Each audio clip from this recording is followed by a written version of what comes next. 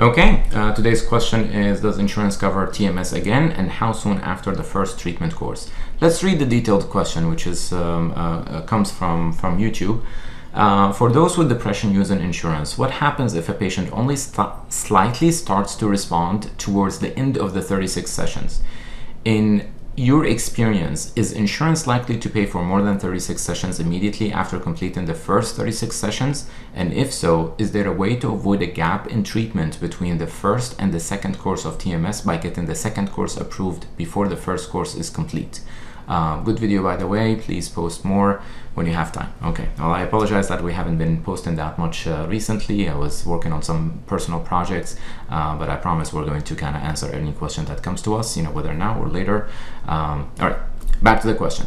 I answered the part about extending beyond 36 treatment sessions. If somebody was late responders, we can attempt that. Sometimes, most of the times, insurances would say no. In my clinical practice, we just extend patients and we eat the cost of that treatment. We kind of also talked about 30 treatment sessions is what's FDA approved and what is insurance going to pay for. 6 treatment sessions taper off is if the patient actually responded to 30 treatment sessions. So I don't want you to kind of by default thinking that the treatment is 36 sessions. It could be 30 for patients who do not show response.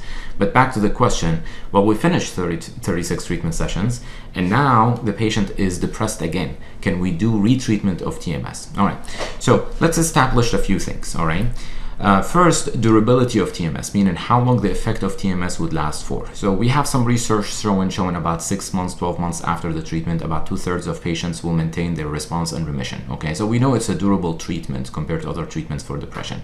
Now, that being said, for insurances to say, hey, this is a good success with TMS, they would want to see this durability for at least 2 months. Why 2 months particularly?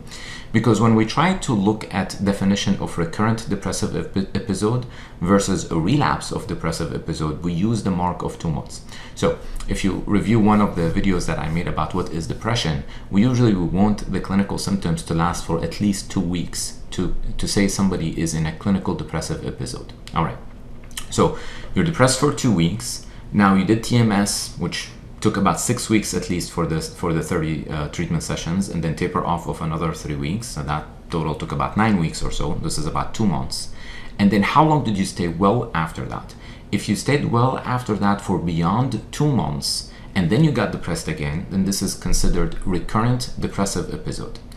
If you stayed well for just a few weeks, and before you crossed the 2 months mark, you got another depressive, or you relapsed in your depressive symptoms, then we call this a relapse, not a recurrent depressive episode, meaning that you're still in the very first depressive episode. It was temporarily relieved by TMS. It wasn't a sustainable response or remission. So for this reason, insurances will use that mark of 2 months to approve TMS at that point. So hopefully this answers your question. We cannot close the gap. There will be a gap. You need to have a gap for insurances to actually approve a second course of TMS. If there's no gap, then this is not really retreatment. This is continuation of treatment, and that's impossible to approve. All right, so the answer to the question that if I did TMS and I did well, and then a few months later I had depressive symptoms again, this would be considered a recurrent depressive episode, and yes, insurances will pay for the full course again. So there is no question about that. Almost any insurance that you have, they will have a retreatment criteria, because it worked the first time, then it's more likely to work the second time.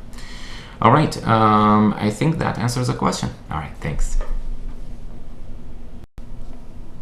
Disclaimer.